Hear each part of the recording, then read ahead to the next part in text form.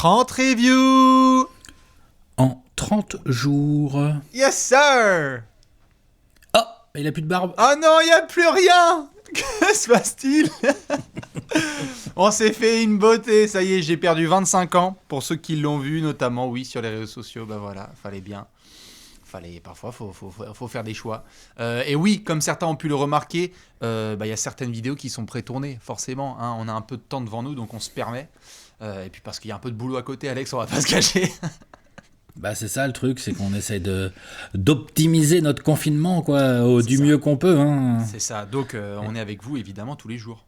N'oubliez pas. Voilà, exactement. Bah, tous les jours, de toute façon, personne ne peut bouger en ce moment. C'est ça. Donc on continue. Si vous faites chier, n'hésitez pas à vous raser. Ce sont les 30 reviews en 30 jours, la série préférée de votre joueur préféré quand il est confiné. La NBA n'est pas là, mais on sera avec vous chaque midi. On a déjà fait pas mal de franchises, hein. Ça y est. Et on a une grande nouvelle. Tu en avais parlé dans une des récentes vidéos. On va à l'ouest. Et ça, c'est beau. Parce que j'ai regardé, genre, à l'Est, on en a déjà fait 7. Oh putain. Alors qu'à l'Ouest, on en a pour l'instant fait que 2. Ah bah, on est quasi en play-off à l'Est, ouais. On est en play-off. Voilà, les prochaines équipes, c'est des équipes de play-off. Ouais. Alors qu'à l'Ouest, forcément, là, on est vraiment dans les abysses. Quoique, comme on le sait, c'est très violent. Cette saison aussi à l'Ouest était particulière en NBA puisqu'il y avait un gros ventre mou, une grosse bataille pour les places, j'ai envie de dire, 7 à 13 limite. Ouais. Il y avait limite une bataille, et avec notamment les Phoenix Suns pas très loin, finalement, de ce groupe-là. Pas très loin, et en même temps loin. Hein. Et en même temps, on va pas se mentir. Ça, c'est sûr. Tu nous as sorti la magnifique casquette, Alex. Il est content, c'est la review de la meilleure équipe de toute la NBA, c'est ça? Attends, c'est de la casquette de ouf. Hein. Je sais. Pardon. Pardon. Regarde. Excusez-moi. C'est pas genre juste une petite casquette comme ça pour dire quoi. Elle vient de là-bas. Exactement. Bien sûr, magnifique.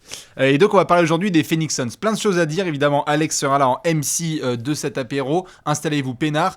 Et chaque review commence forcément avec un coup d'œil dans le rétroviseur. Alex, combien de victoires cette saison? 26. Et 39 défaites sur donc 65 matchs, hein, la moyenne à peu près des équipes jusqu'à maintenant. C'est 13e à l'Ouest aujourd'hui. Et même si tu le faisais remarquer, c'est serré, tu vois. Je veux dire, on va parler d'autres équipes qui sont pas tellement loin devant. Ah ouais. C'est pas facile à jauger cette saison des Suns, dans le sens où est-ce que c'est décevant ou est-ce qu'on doit être un petit peu se dire... Ah, il y a peut-être un truc qui est en train de prendre forme enfin. Bah tu vois, moi tu vois le terme qui me vient plus à l'esprit quand on fait le coup d'œil dans le rétro des Suns, c'est dommage. C'est dommage parce qu'il y a un début de saison qui est hyper intéressant. Toi t'es dans la hype tout de suite au bout de 2 semaines là avec des deux côtés du terrain. Hein. Et tout à fait. Genre le genre de phrase que t'as pas prononcé à Phoenix depuis. Voilà. Juste, j'ai même pas envie de finir la phrase. Non, c'est clair. Il y a un début de saison qui est hyper intéressant. On voit ce qui se passe malgré la suspension pour DeAndre Ayton. On a Aaron Baines, ça cartonne. On a Ricky Rubio qui s'intègre bien. Vous êtes bon au début de saison.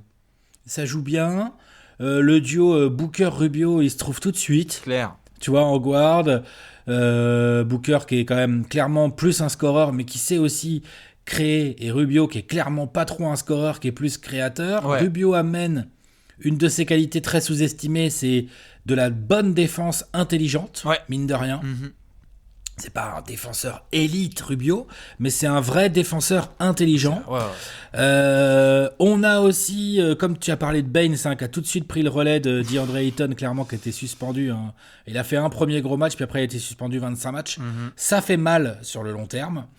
Mais au début, malgré les petites blessures et tout, les Suns se faufilent, les Suns arrivent à jouer. On a Kelly Oubre qui fait quand même une sacrée saison, hein, le bébé. Ouais, franchement, Kelly Oubre, c'est de la belle ouvrage, comme on dit dans le jargon, à l'aile.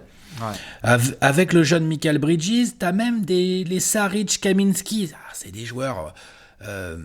c'est des joueurs de complément, ce sont des role players mais qui sont bien dans leur rôle justement. Tout à fait. Non, c'est clair. On a des bonnes petites perfs de la part de ces garçons-là, même Eli. Hein. Je crois que t'es à 8-8 ou 7-7 ou truc comme ça au début là. Enfin, tu vois, ça démarre à 50% et tout. On est là, on dit oh putain, genre ok, on joue les playoffs en fait, ça y est, à Phoenix. Et puis c'est ça. Alors après, il y a forcément, il y a un moment où ça doit basculer. Moi, j'ai un souvenir notamment de certains matchs, parce qu'on le sait quand on fait aussi le coup d'œil dans le rétro, on aime bien avoir des matchs à vous suggérer pour ceux qui peuvent en en regarder.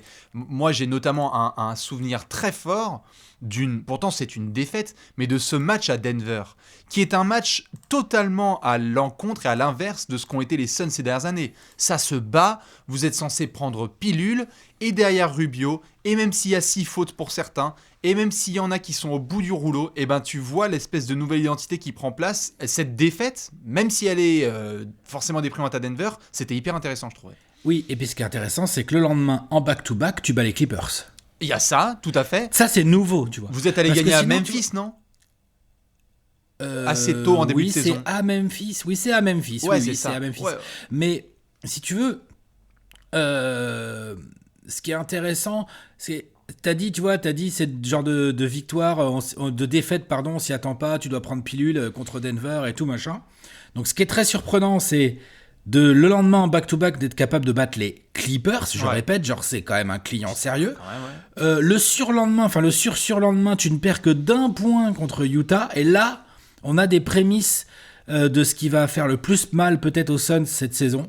Parce qu'il y a eu des blessures, ça a manqué évidemment, on a eu du mal à avoir le 5 majeur qu'on voulait tout le temps et tout, mais pour moi, c'est pas une vraie excuse, c'est qu'une demi-excuse, ça arrive tout le temps en NBA, il faut être capable de jouer dans son roster sur la régulière. Non, le vrai truc, c'est que les Suns, mais combien de matchs ça perd par moins d'une possession, quoi. Ça. Oh putain. Qu'est-ce que vous avez été anti-clutch ? Ça, c'est terrible. Hein. Et pourtant, c'est pas faute d'avoir des joueurs qui ont un petit bout d'expérience quand même, avec les Rubio. C'est serré, on perd. Mais voilà, c'est serré, vous perdez. Allez, ça, c'est réglé. C'est l'inverse du Thunder cette saison. On le sait que l'équipe d'OKC a été vraiment la plus clutch. Les Suns auraient tout à fait, ils auraient pu avoir un bilan nettement différent s'il y avait eu une meilleure gestion du money time.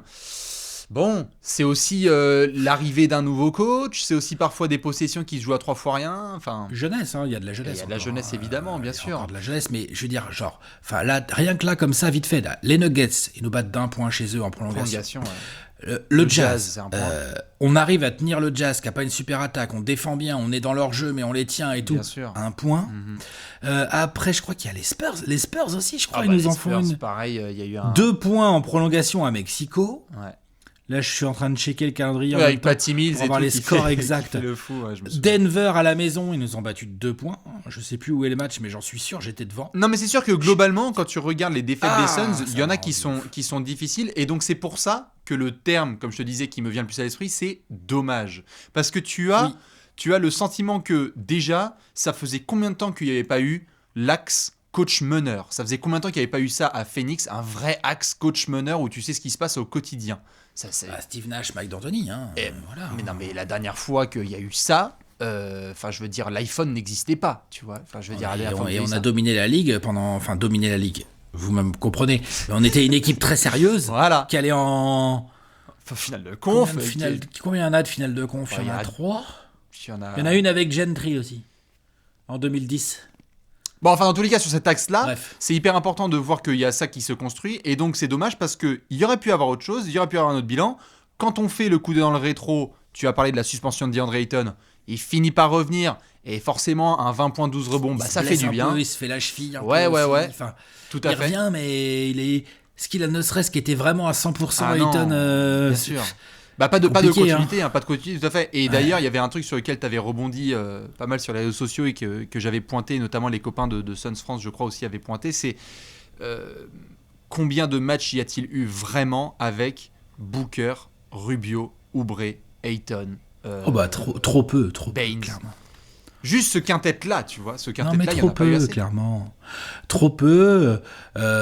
Mais encore une fois, les Suns pourraient vraiment avoir, je vais m'enflammer un peu, mais 5 ou 6 victoires de plus malgré toutes ces blessures. Oh, c'est pas enflammé, je trouve. Non. Vraiment. Ouais, je pense ils doivent être dans cette bataille avec les Spurs, les Blazers, etc. Je pense mais même à mon avis, vu les déceptions, on va y venir gentiment, mais vu la déception en termes de jeu, côté Spurs, côté Blazers et en termes de résultats, moi je trouve que les Suns, en étant un peu plus clutch, tu devrais être dans le slip des Grizzlies. Exactement. Mais vraiment dans le slip. Mais bien sûr, tu vois. c'est ce qui se passe quand tu as, par exemple, soit le Thunder comme darling de la saison, soit les Suns. C'est-à-dire que le Thunder, par exemple, a su, avec un joueur très fort... Les Grizzlies, tout à fait, bien sûr, les Grizzlies. Mais tu vois, par rapport à ce côté clutch, c'est-à-dire qu'il y a des équipes, parfois ça se joue à ça. Si OKC perd ses quelques matchs dans le Money Time parce que Chris Paul n'est pas en mode supernova et que en fait Devin Booker et ses copains sont ouf. Gallinari aussi. Ah, bien sûr, mais tu vois ce que je veux dire. On va y venir, globalement. tout à fait. Et peut-être que les Suns auraient un autre bilan, ils seraient top 8. Hein. Ouais. C'est top 8 ou au moins vraiment clairement dans la bataille. Donc voilà, donc ça c'est le côté très frustrant de ce coup d'œil dans le rétro. Après, on va pas se mentir, moi ça faisait un moment, ça faisait plusieurs saisons que j'avais pas vu les Suns jouer comme ça au basket. C'est clair. Donc ça, on en reparlera dans le côté tactico-technique, mais ça c'est vraiment le vrai côté positif de cette saison. Enfin, qui est peut-être pas fini, hein. Attention, hein, si ça revient, les Suns, ça se trouve, vont te faire un run jusqu'en playoff, mon gars. Restons sérieux, vas-y. Non, mais ce que je veux dire, c'est qu'au moins, t'as un peu plus le sourire en Arizona. T'as de la frustration parce que les Nuggets te battent au finish, les Spurs, il y en a eu plein des matchs comme ça, Utah et tout, mais tu peux au moins te dire, genre, attends, maintenant... On a une team, quand on est au complet, en fait, on joue un peu n'importe qui, les droits dans les yeux. Bien sûr, vous êtes capable. On a des gros joueurs, on a un joueur All-Star. Et c'est ça, c'est notamment dans le coup d'œil du rétro, ça y est, on ne peut plus sortir la phrase « Devin Booker n'est pas un All-Star » et ça fait plaisir quand même. Parce que ça faisait des saisons qu'ils se disaient « Bon, déjà, j'aimerais bien avoir les playoffs. Si je peux pas avoir les playoffs, ce serait bien d'avoir l'étoile quand même. » Damian Lillard, qui ne peut pas jouer, il prend son compte Twitter. Les gars, n'hésitez même pas, je veux 10 books parmi les étoilés, c'est super. Il s'en sort bien, mais je dis pas que c'est pas mérité, hein, mais il s'en sort bien parce que sans la blessure de Lillard, il était pas All-Star, hein, notre ami bien Booker. Sûr. Il était comme Bradley Beal à l'Est, hein, il était en mode voilà quoi, je regarde ça à la téloche. Mais ça fait plaisir pour lui parce que, quand même. Je veux dire, Devin Booker, à un moment donné, avec les défenseurs qu'il a sur le paletot tous les soirs. Non, mais il envoie une production trop sale. Il est à 26 points à 49% au tir. Alors, tout à fait, et j'ai même envie de dire, avant que ça chute un tout petit peu, allez, en février, on était sur une saison en 50, 40, 90. Hein. Tout à fait. Ça va chuter un peu plus à 3 points. Il y a 49% au shoot, il y a 91% au lancer, et il y a 36% à 3 points, c'est ça ? Oui. Mais bon. Et puis il y a 6,5 passes décisives. Hein. C'est ça, donc... En termes de création offensive, l'ami Devin Booker, il y a ce qu'il met, et il y a ce qu'il fait mettre aux autres. Hein. Tout à fait. Il y a un All-Star à Phoenix. Et donc ça, quand même, on va dire que c'est un peu le symbole notamment de ce que tu venais de dire, c'est-à-dire ça faisait longtemps qu'on n'avait pas eu une équipe des Suns comme ça, ça faisait longtemps aussi qu'il n'y avait pas eu un All-Star étoilé à... clairement, un All-Star de 23 piges en plus. Hein. C'est ça, bien sûr. Donc pour le coup d'un rétro, voilà, un petit peu de... Moi je dirais dommage, toi tu dirais pas de déception forcément, c'est quoi le terme ? Non, pas déçu, frustré. Voilà, frustré, je suis d'accord. C'est la frustration. Frustré. Vous pouvez séquencer ce... J'aurais voulu voir plus. Oui, j'aurais voulu les voir au complet à l'arrache. Et peut-être en train de se battre. Bien sûr, mais peut-être que tu auras l'occasion de les revoir s'ils sont tous sous contrat. Écoute, on espère, on va regarder ça. Oh, t'as vu cette transition ? Oh là là. C'est du lourd. Est-ce que t'es prêt, Alex ? Allez, vas-y. C'est parti, on va regarder où est passé l'oseille.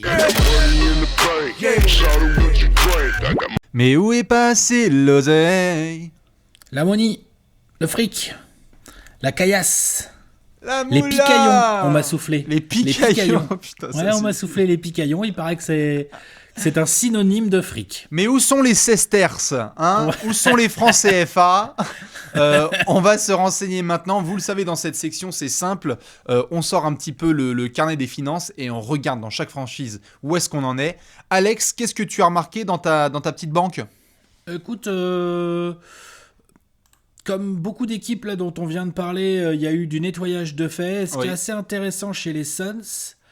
Donc cette saison, tu es un peu au-dessus du cap, mais tu es en dessous de la luxury tax. Sachant qu'il y a quand même encore les 19 millions de Tyler Johnson qui a été coupé en cours de saison. Qui compte dans les books des Suns encore cette saison. C'est cadeau, mais ça disparaît du coup. Mais ça va disparaître. Ouais. Ensuite, tu n'as que 2 gros contrats. Un très gros, celui de Devin Booker. Qui est encore il est dans la première de ses 5 années de son très gros contrat, donc 27 et quelques. Après il va être à 29,5, Ce qui est honnête. Hein. 29,5, 31,5, 33, 34 et 36. Mais il n'y a pas d'option, il n'y a rien du tout. C'est du ferme jusqu'en 2023-2024. Tout à fait. Et c'est je veux dire, il n'y a rien à redire sur ce contrat. Ils ont entendu, les fans des Wolves, c'est du ferme jusqu'en 2023-2024. Oui, voilà. Non, mais après, oui, tu peux t'arranger. Attends, on arrive. On arrive sur les potentiels transferts. Mais Alex, non seulement c'est ferme, mais en plus, il n'y a rien à redire. Enfin, je veux dire, qui peut parler du salaire de Devin Booker vu la production qu'il apporte ? Donc, aucun problème, je pense qu'à Phoenix. Et en plus, ce qui est assez intéressant, du coup, pour faire l'équilibre global, comme on fait là pour chaque équipe, derrière, tu as Rubio. 16 cette année, 17 la suivante, 18 encore la suivante. Ouais. Il avait signé 51 là, sur 3 ans. Bon... peut-être un peu cher, mais c'est plus ou moins le prix que vaut un joueur comme Rubio, je pense, aujourd'hui. Non, ça vaut. Pour passer le cap, ça vaut ça. Oubre avait signé pour 2 ans 15 et 15 à peu près, donc il a encore une saison à 15. Après, il sera agent libre non restreint, donc ça, on verra comment ça fonctionne. Et après, tu as tout un noyau, là, avant de venir au Kaminsky et au Saric et tout, tu as le noyau Ayton, Ty Jerome, Cheikh Diallo, Jevon Carter, Cam Johnson, Mikal Bridges, Okobo, Jalen Leck. Tout ça, c'est du contrat rookie en cours, plus ou moins avancé. Il va y avoir quelques petites décisions à prendre. Et en décision, pour moi, elles vont plutôt être sur Baines, Kaminsky, Saric. Peut-être t'as pas envie de perdre les 3, sur lesquels t'as envie de mettre du pognon. Qui va être gourmand là dans le lot on n'a pas beaucoup parlé, je pense, après tu me dis, mais on n'a pas beaucoup parlé évidemment de Aaron Baines qui en fait est devenu Larry Bird en l'espace d'un été. C'est-à-dire qu'on avait déjà vu des progrès à Boston et là, la saison qu'il fait à Phoenix c'est quand même superbe en termes de présence, de solidité, de spacing, c'est quand même génial. Donc tu as envie de le garder. Il a eu quelques petits soucis de blessure lui aussi, mais t'as envie de le garder. Elle avait une saison à 5,5 millions. Qu'est-ce qu'il va vouloir ? Quel genre d'offre il va avoir ? Il est agent libre, tout comme Saric. Kaminsky, là, on a une... si je dis pas de bêtises, c'est une option d'équipe. Je crois que c'est une team option sur Kaminsky. Ouais, c'était un essai, sur une deuxième saison. À voir. Moi, j'ai trouvé qu'il n'était pas inintéressant, le Frank Kaminsky. En sortie de banc, ça peut être pas mal, ouais. Tu vois, en 8e, 9e gars, là, moi, je dis pas non. Donc, l'année prochaine, sur la saison 2020-2021, les Suns ont un peu de flex. Ils ont de quoi proposer des contrats tout à fait honorables à des Baines ou à des Saric. Bien sûr. Ou à d'autres joueurs. Ou à d'autres joueurs, exactement. Bon, Jevon Carter, il y a une qualifying offer, ça m'étonnerait qu'on se précipite à le prolonger. Bien sûr. Cheikh Diallo, c'est une team option, on va voir. Tout ce qui est Mikal Bridges, Cam Johnson, Ty Jerome, tout ça, il n'y a pas d'urgence. Non, bien sûr. Au global... Donc... Bon. Au global, il y a cette histoire de Tyler Johnson qui est réglée et donc on va pouvoir mieux respirer en effet dans l'Arizona à partir de septembre. Mais sinon, tu n'abordes pas en tout cas les Suns comme on a abordé certaines équipes dont on a déjà fait les reviews en disant « Oh putain, mets ton masque, lave-toi les mains, on va dans les finances des Suns ». Voilà, c'est ça. C'est propre. C'est-à-dire qu'on est frustré, mais... On a notre gros joueur All-Star qui est sous contrat pendant encore 4 saisons après celle-ci. C'est ça. On a un meneur, on a un ailier encore au moins une saison, on a le temps de le convaincre. On a notre pivot qui est toujours sous contrat rookie. Non, c'est bien. Après, c'est un contrat rookie de first pick. Donc, ça va péter, ouais. Attention quand il va se pointer au bureau. C'est déjà un gros salaire, en fait. Bien sûr, bien sûr. Donc, bon, voilà. On a une base sur laquelle on peut travailler avec un peu de flexibilité. Bien sûr. Les Suns vont avoir quelques choix à faire, mais ce sont des choix importants, mais sur des role players. Tout à fait. C'est cool. Exactement, donc les finances, n'hésitez pas à aller voir. Dans tous les cas, il y a d'autres choix à faire. Ceux-là, ils sont sur le terrain. Je crois qu'Alex, on va devoir parler stratégie. Ouais. Allez, c'est parti. C'est parti, on va se faire le point tactico-technique.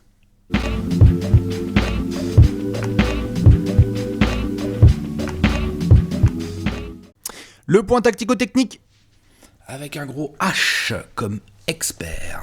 Tout à fait, on va pouvoir parler stratégie. Alors... Ce qui est intéressant, c'est que quand on a ce genre de saison avec une franchise dont on s'est souvent foutu de la gueule et qui soudain devient un peu plus respectable, c'est marrant. On en parlait tout à l'heure, quand il y a un nouveau coach et un meneur vétéran, ça change la vie quand même. Ça change la life. Ça change la life. Monty Williams, il est arrivé avec des vrais principes. Avec du coaching.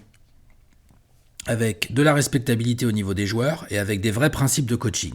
Monty Williams, dès le début... Genre, tu sais, en début de saison, il y avait des matchs où les Suns faisaient je sais pas combien de passes et tout. L'autre, il arrive en conférence de presse, il fait c'est quoi ce bordel ? Le ballon ne circule pas, en gros, quoi. Tu vois ?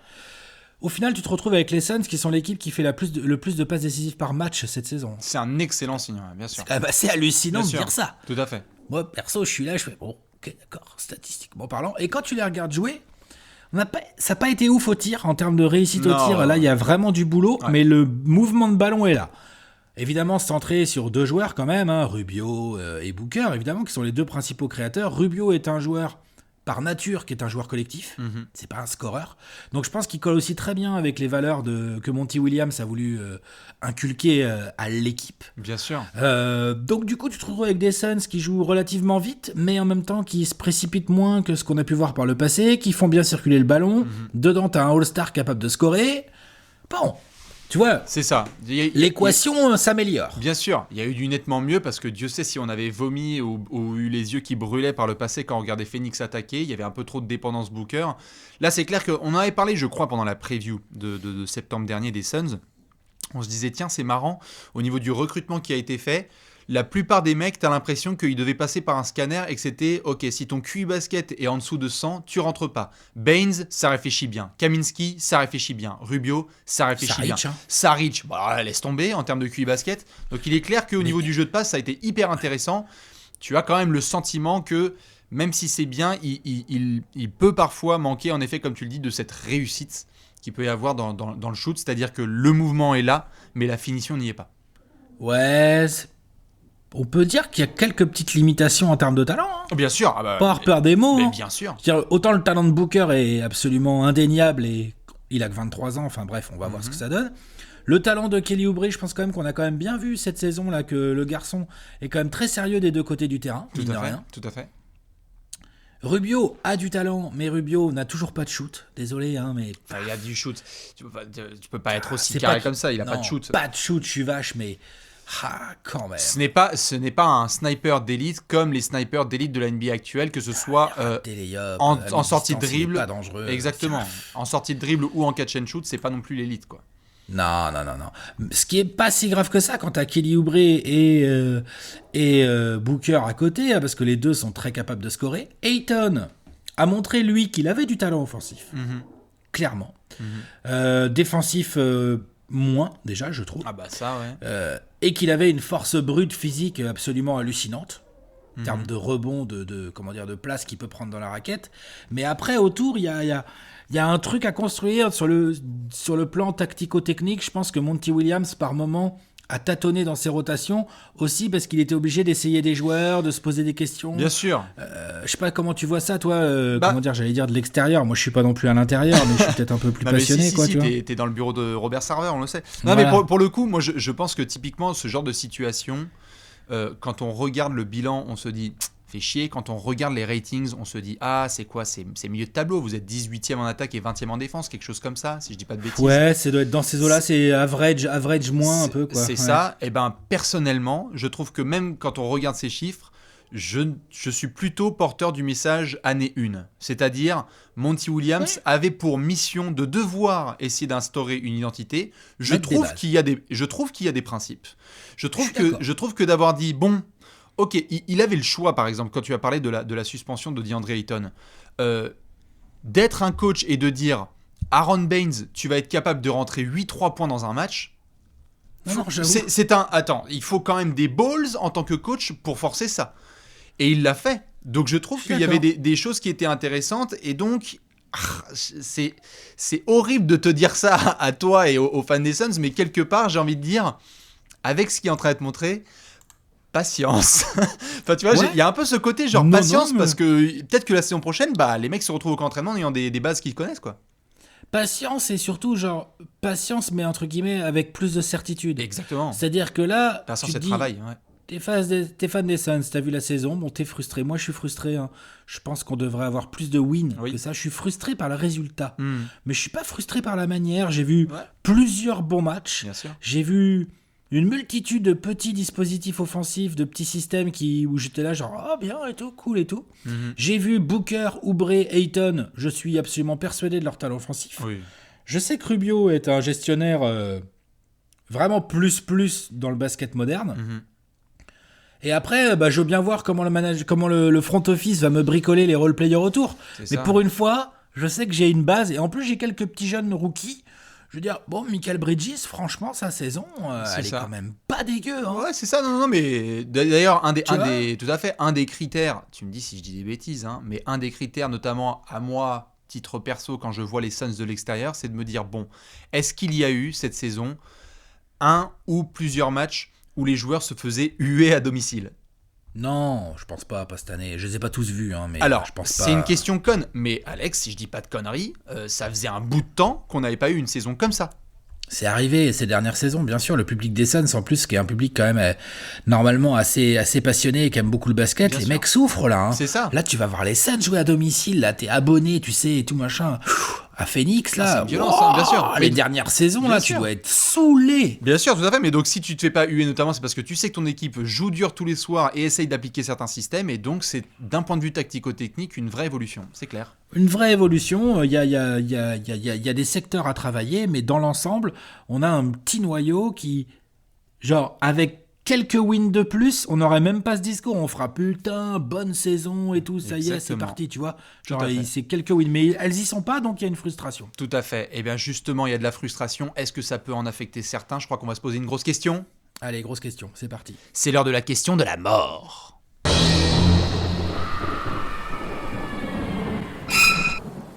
La question de la mort. La pregunta de la muerte. Tout à fait, nous sommes dans le désert, on est enchaîné à un cactus avec un clown qui nous pisse dessus. Désolé pour ce bad trip, c'est comme ça quand vous êtes fan des Suns. Et on va se poser une grosse Il y a un question. gorille qui vous fonce dessus en moto. C'est ça, avec un cigare au bec.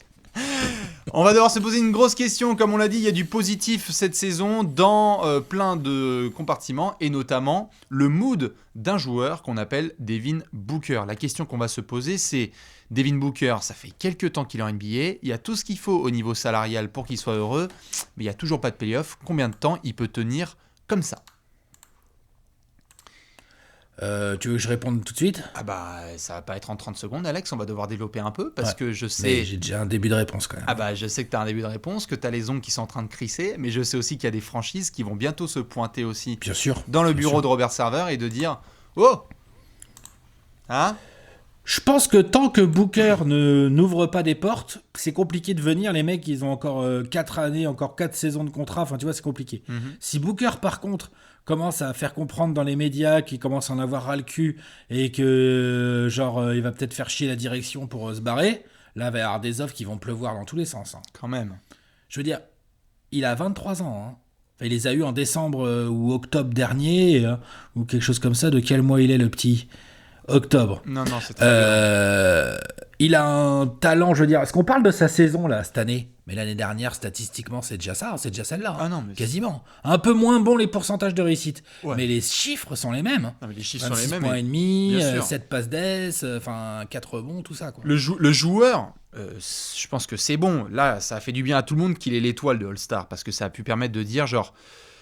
Ok, il fait partie de l'élite, ça y est. Au moins du point de vue du CV, il a son étoile. Et je pense que personne n'a grand-chose à redire sur le talent lui-même de Devin Booker. Moi, il y a avant de parler de potentielle frustration, etc., il y a juste un point perso que je mentionnerai, c'est Devin Booker. Est-ce que c'est trop tôt pour continuer à lui coller cette espèce d'étiquette de joueur qui ne rend pas forcément les autres meilleurs? Est-ce que c'est juste? Est-ce que c'est injuste? Je sais pas si... Moi, C'est compliqué comme moi, question. Moi, en tant que fan des Suns, je trouve ça injuste pour une raison simple, c'est que je regarde les Suns jouer et je vois bien qu'il a eu ces dernières années. Genre, le mec est arrivé à 18 ans en NBA, c'était quoi ses partenaires, les gars? Je veux dire, depuis 3 saisons, il a joué avec qui autour de lui? Non, tu bien vois, sûr, il a pas eu de exactement, je suis meneur, d'accord. il a eu des coachs dégueulasses. Donc, moi, en tant que fan des Suns qui regarde les matchs des Suns, je dis, mais non, les gars, arrêtez, Booker, c'est un crack. Mettez-lui des joueurs. Là, cette année, il a eu des joueurs et on a tout de suite vu qu'il pouvait jouer avec des joueurs. C'est-à-dire qu'il croque moins. Il prend... En fait, cette année, Booker, il met autant de points que quasiment que l'année dernière. Il prend presque 2 shoots de moins par match. Ouais. C'est vachement bien, Bien pour sûr, un bien sûr, bien sûr. scoreur comme ça qui est jeune. Ça, c'est vachement intéressant. Ça veut dire qu'il comprend de lui-même. Moi, limite, moi, il y a certaines fins de match, justement, qu'on a perdues, où j'étais devant l'écran et j'étais là, genre, mais qu'est-ce que c'est que ce bordel? Mais enlevez-moi la balle des mains de Rubio, là. Balle à Booker, tout le monde s'écarte, là, pour le coup. Tu sais, quand t'es à -1, Bien sûr. -2, là. L'autre en Là, pour isolation, le coup, c'est un tel joueur qu'il est censé il prendre les chaud à bien sûr, défendre bien sûr. en isolation, faut reconnaître. Et là, j'étais limite trouvé qu'il a réclamé à peine assez, tu vois. Ouais, bien sûr. Parfois par envie de changer la donne et de ne plus être dans le modèle du passé. Oui, ou peut-être aussi par respect des consignes du coach, où Tout à fait, Monty il a dit tout à attends, fait. balle à Rubio, Bien sûr, toi bien tu sûr, bien coupes, sûr. toi tu ceci. Ouais. Respect du système, moi je respecte ça, pas de problème. Mais donc non, je pense que Booker, il est trop tôt pour dire ça, mais je dirais pas que c'est complètement injuste, puisque pour l'instant, c'est ce qu'il est. Je veux dire, il fait des stats, il est même devenu All-Star dans une équipe qui est quand même pas non plus très forte, quoi, tu vois. Donc c'est un peu ce qu'il est, un good stat bad team player pour l'instant. Pour l'instant, Et je suis j'espère d'accord. qu'il va devenir un good stat good team. C'est ça. Je suis d'accord sur le côté étiquette. Je posais juste la question parce que, comme tu le sais, d'un point de vue purement public, quand les gens regardent les Suns de l'extérieur et ne sont pas forcément accrochés à la franchise ou à Arizona Central tous les matins, je pense que les gens voient Booker et se disent ah bah putain ouais ok mais il est mieux entouré et regarde c'est toujours à la bourre. Mais bien sûr, mais Ça mais arrive. c'est normal, Eh oui, c'est bien l'extérieur, c'est ce que tu vois. Il y a même des gens qui sont venus. Moi, j'ai même eu des débats avec des gens qui m'ont dit c'est un croqueur. Je suis pas d'accord, par exemple, avec ça, tu vois, moi. Oui, bah ouais, bien Je sûr. pense pas que ce soit un croqueur, tu vois. Parce que lui a été aussi collé l'image des 70 points à Boston, etc. Ouais. On l'a vu être capable d'eux. Et puis aussi parce qu'il a, il a jusqu'ici montré un petit peu plus publiquement l'image d'un joueur catégorie formation As-All Kobe que inclusif mignon peluche LeBron. Je schématise, mais on est d'accord. Alors là, il est clair que Booker, il est plus de la race des scoreurs. C'est un bon passeur, il sait créer. Il y a même eu une époque où on s'est dit est-ce que balle en main et tout, comment il est balle en main et tout. Ouais. Genre le mec, il est arrivé, il nous a fait une saison, on a fait ok, balle en main, il n'y a pas de problème, il peut avoir la balle en main. Je peux être en pick and roll 80% du temps, il n'y a pas de problème. Voilà, c'est ça, il n'y a aucun souci. Il y en a, on se demandait genre est-ce qu'il est un peu lent. Non, il est pas lent en fait, c'est un faux lent, sans être un athlète exceptionnel, mais c'est un scoreur. Il est de la race des scoreurs, de la race de Kobe, mais ça c'est un grand mot, mais je veux dire par rapport aux joueurs actuels, pour moi je le mets dans la même race que des Jason Tatum, que des bien sûr, mais des qui c'est que j'allais mettre dans cette McCollum un peu aussi, tu vois, genre non, mais il y a de ça, arrière, tout là, à fait. scoreur. Mais après, au-delà du technique et de l'approche, il y a l'attitude. C'est-à-dire que il y a aussi c'est un badass, c'est vrai que c'est un il y a un badass. côté un peu badass, il y a un côté parfois, et c'est vrai. pas pour lui dessiner et lui peindre une image d'enfoiré, mais c'est simplement que il y a eu aussi pas mal de communication de son côté qui parfois ne faisait que cimenter cette image-là. C'est-à-dire un petit C'est peu vrai. moi-je plutôt que nous sommes. Faut dire aussi que lui, il est tombé à Phoenix. Il n'est pas tombé dans des belles organisations comme Boston Bien ou sûr. San Antonio ou Portland. Mais c'est vrai. Bien sûr, bien sûr. Ça aide pas quand tes premiers coachs, c'est des coachs de merde, que ton proprio il fait nimp, que ton management il draft n'importe comment. Enfin, tu vois, à un moment donné, Bien sûr. c'est un miracle pour Phoenix d'avoir un joueur comme ça en 13. Tu vois, genre, il faut bien comprendre tout ça. Donc, oui, moi je suis d'accord, il n'a pas toujours l'attitude qu'il faut, mais je trouve que depuis 2 saisons, ça s'est un peu amélioré. Il y a du mieux, tout à fait. Et puis l'arrivée d'un Rubio et d'un Monty Williams, ça s'impacte aussi sur court et sur moyen et sur long terme. Ça peut que améliorer la mentalité de Booker, ce genre de joueur autour de lui. Évidemment. Et de coach. Moi maintenant, la vraie question que évidemment on doit se poser, tu le sais, c'est que là, je suis sur WhatsApp, je suis au mois de février, je suis en train de m'expliquer avec mes copains D'Angelo et Carl Anthony de ce qui se passe, à quel point c'est compliqué. Et je vois ces copains qui se rassemblent et qui arrivent à se rassembler dans le Minnesota. Est-ce qu'ils ont des résultats meilleurs ? Pour le moment, non, évidemment. On ne sait pas. On ne sait pas. Peut-être, on mais ne on sait ne sait pas. Mais donc, là où il y a une vraie confrontation, et je pense que ça va être fascinant la saison prochaine, c'est que dans la posture où tu as les Wolves et les Suns, qui vont être à la bataille pour rejoindre cette élite du top 8 de l'Ouest. J'espère pour ces 2 équipes. Ah bah ça va être l'objectif en tout cas. Vu les prémices des Suns et vu le duo des Wolves, tu as envie de ça viser va être les playoffs. l'objectif, mais Totalement. après, encore faut-il Tout y à arriver. fait. Eh bien, si tu as par exemple une situation où les Wolves, ça clique entre les stars et ça réussit et ça passe notamment devant les Suns, comment est-ce que ça peut impacter un gars comme Booker qui pourtant est sous contrat ? Non, mais il est clair que Booker a un profil de joueur où, heureusement pour les Suns, il est loin sa fin de contrat. Donc plus t'es loin, moins il y a de risques. Mais il y a quand même des risques. Bien sûr. C'est-à-dire que là, cette saison, tu vois, déjà, il y aurait eu ces fameuses quelques petites wins en plus à la con. Déjà, ça serait mieux. Tu vois. pour les Suns en termes de positionnement. Maintenant, je pense que là, avec tout ce qui se passe en plus, confinement, NBA suspendu, on ne sait pas si la saison va reprendre ou quand ou quoi. Je pense que c'est même pas trop sur la table pour l'instant. Ça, les joueurs, ils se demandent juste ce qui va se passer. Et je pense que ça va pas mal limiter les velléités de départ de joueurs comme Booker. Oui, potentiellement, ouais.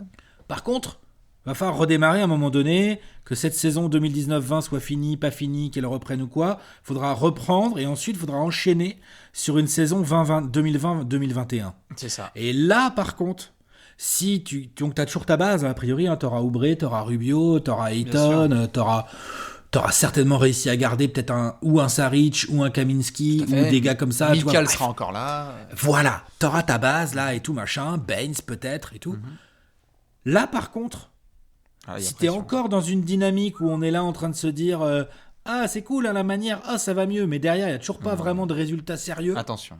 Je pense que Booker, il peut rapidement commencer à aller voir Sam Jones, Jeff Bower et Sarver en leur disant, les gros, moi je vais m'en aller en fait. Ouais, bien sûr. Moi, je vais demander mon transfert. Ou alors, dans un premier temps un peu discret, essayez de me transférer, puis après ça deviendra public comme ça le fait à chaque fois. Non, je suis d'accord, il y a un sentiment un petit peu de... Le risque est réel. Il y a un sentiment... C'est normal. Tout à fait, il y a un sentiment un peu de pas de do or die, mais vraiment de beaucoup de jetons qui sont placés sur la saison prochaine des Suns, parce que tu as ce sentiment-là avec Devin Booker.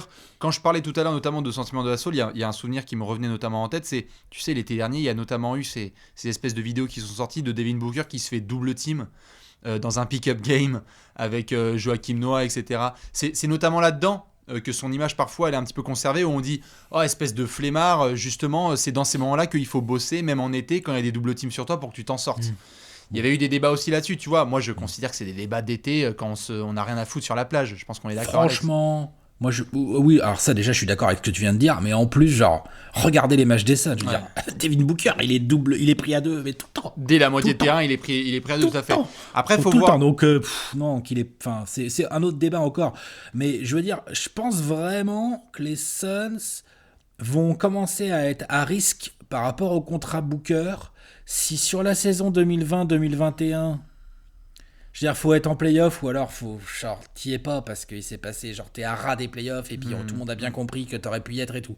Mais pas une saison comme cette année, hein, pas juste une saison. En gros, le prometteur ne va plus suffire. Voilà. C'est ça, il faut du concret, totalement, pour que Devin Booker puisse être satisfait et ne demande pas à aller ailleurs. Notamment parce que là, quand on parle de ça, on parle de résultats, et de Booker, c'est ce qui se passe là en interne. Ce qui se passe aussi du point de vue extérieur, c'est que, comme on l'a dit, parfois, il suffit que d'un call ou d'un coup de pression. Ce que je veux dire par là, c'est que si nous, il y a un an, avec ce qui se passait à OKC, on ne savait pas encore ce qui allait se passer. Et puis soudainement, tu vois ce qui se profile, alors que tu as un Paul George qui est prolongé, qui est pendant longtemps. Après, c'est un cas extrême, et c'est un cas très isolé, Paul George, mais c'est aussi un mec qui a vu une opportunité se présenter, qui a utilisé sa carte en disant « faites-moi bouger », et qui a notamment eu des gros signaux de la part de Kawhi Leonard et les Clippers en mode « viens, mets la pression ».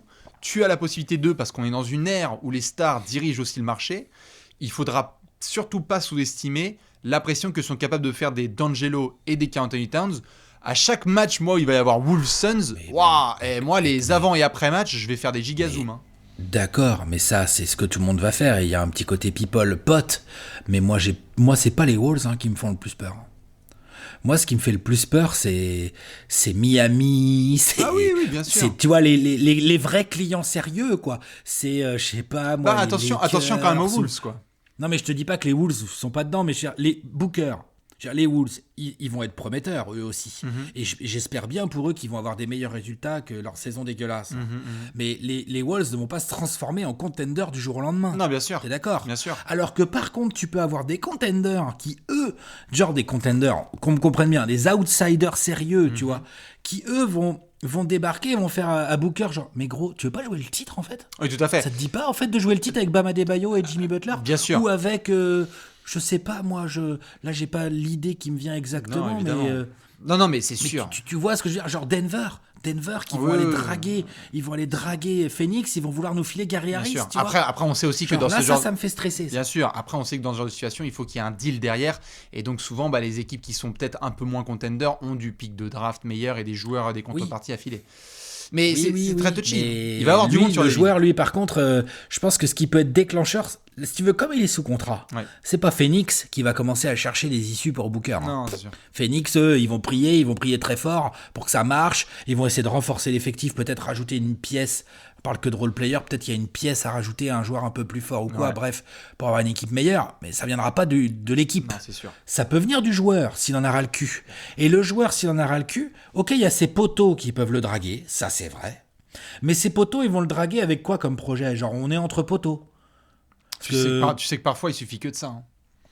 D'accord, mais Booker, je dis pas qu'il veut pas être entre poteaux, hein, mais alors Booker, tu vois, tu parlais de la mentalité à la Kobe et tout ça, machin, ça veut gagner. Oh, bien sûr. Et moi, je pense que après, si je pense que s'il sait qu'il venir... peut être avec D'Angelo Russell et Karl-Anthony Towns, il sait qu'il va gagner des matchs quand même. Hein.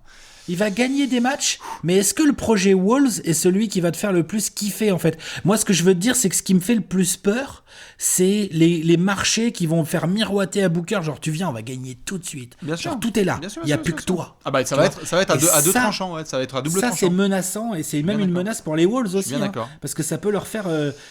Booker peut avoir envie de se barrer des Suns. Et les Wolves peuvent se le faire souffler malgré les deux poteaux parce qu'ils vont se le faire souffler par une team, tu vois, comme ça, là, je sais pas moi, Philly, Miami. Non, bien sûr, qui vont voir le talent parce que le talent est indéniable et dont on parle depuis des mois.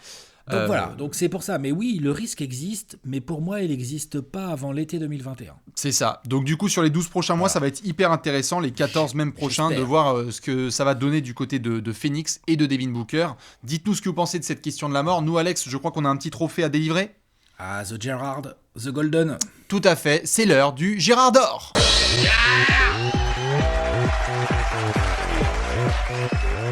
Le Gérard d'or, le Gérard d'or. Alex, elle est où ta spatule ? Elle est là. Attends, faut que je règle l'écran là.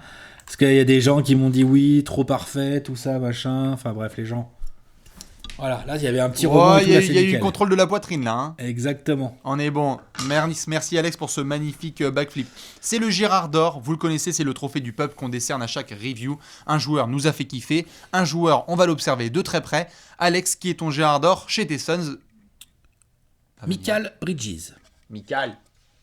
Ouais. Tout à fait. Pourtant, quelque part, c'est peut-être le moins Gérard de tous les Gérards de Phoenix, dans le sens où c'est un joueur extrêmement sérieux. C'est ça. Mikal Bridges, pour son âge. Moi, je le trouvais déjà sérieux à l'université. Je crois que c'était à Virginia, non ? C'est pas ça, ah bah, ils ont une équipe. Jalen Brunson, Villanova. Jalen Brunson, Omari Spellman et Dante DiVincenzo, si je dis pas de bêtises. Ouais, c'est ça. Villanova. Il est arrivé, il a été sérieux à l'université. Il allait au bout de l'université et tout. Il est arrivé à 22 ans en NBA. Maintenant, il en a 23 cette saison. Joueur pas très flashy. Joueur...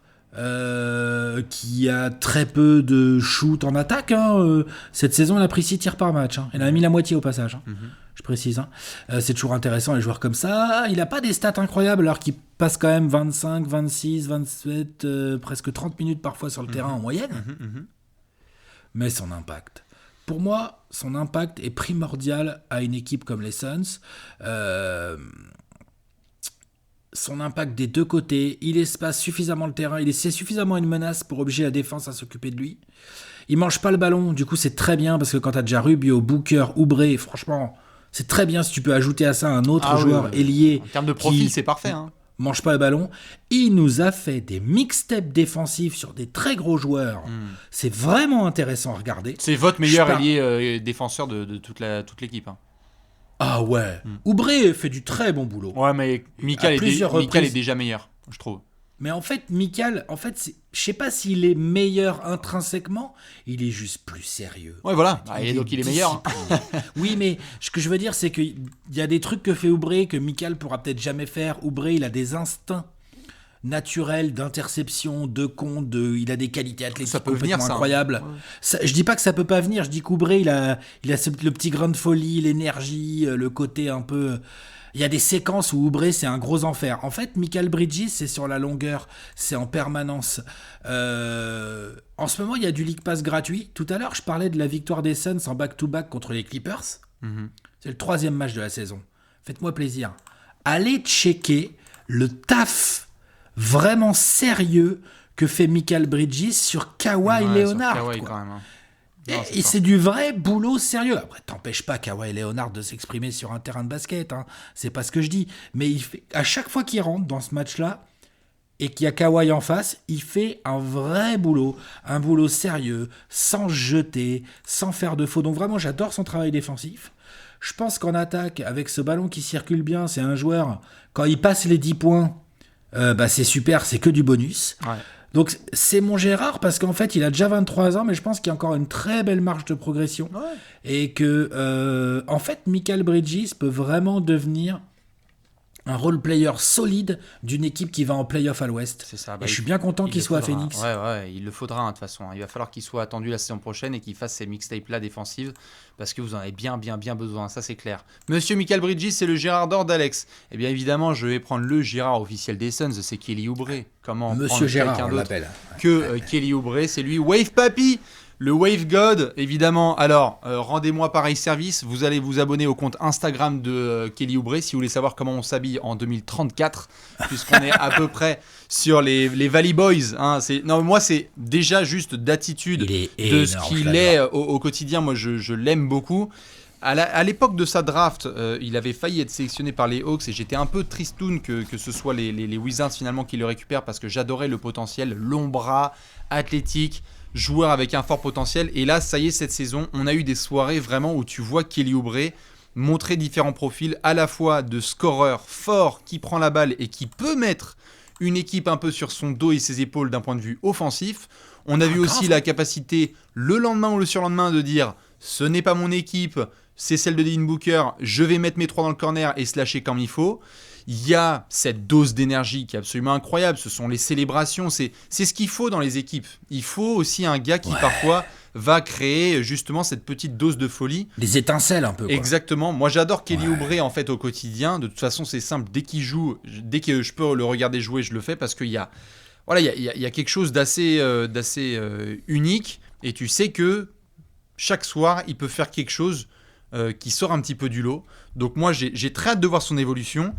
Mine de rien, il a grave validé son contrat. C'était l'été dernier qu'il a eu sa prolongation. 15 millions. Il n'y a absolument rien à redire sur sa prolongation. Maintenant, toute la question, c'est de savoir, quel est le plafond ? Est-ce qu'on est en train de le toucher ou est-ce qu'il peut encore monter ? Est-ce que c'est le bras droit, entre guillemets, sur les ailes de Devin Booker, ou bien dans le recrutement des Suns, il faut une troisième autre arme vraiment sur les ailes. Est-ce que Kelly Oubre c'est assez ? Est-ce que Kelly Oubre c'est pas assez ? C'est justement là-dessus que j'ai hâte de voir comment Monty Williams et le management va nous répondre et se débrouiller. Kelly Oubre c'est mon Gérard d'or et Mikal Bridges c'est celui d'Alex. Plein de Gérard dans cette équipe. Vous pouvez évidemment prendre Gérard Kelly Oubre. Ah ouais, ça c'est sûr. C'est un des plus gros de la NBA. Belle saison. Magnifique. Alex, comme tu le sais, on va devoir terminer avec une dernière section. Allez, une petite projection. Tout à fait, c'est l'heure du pronostic.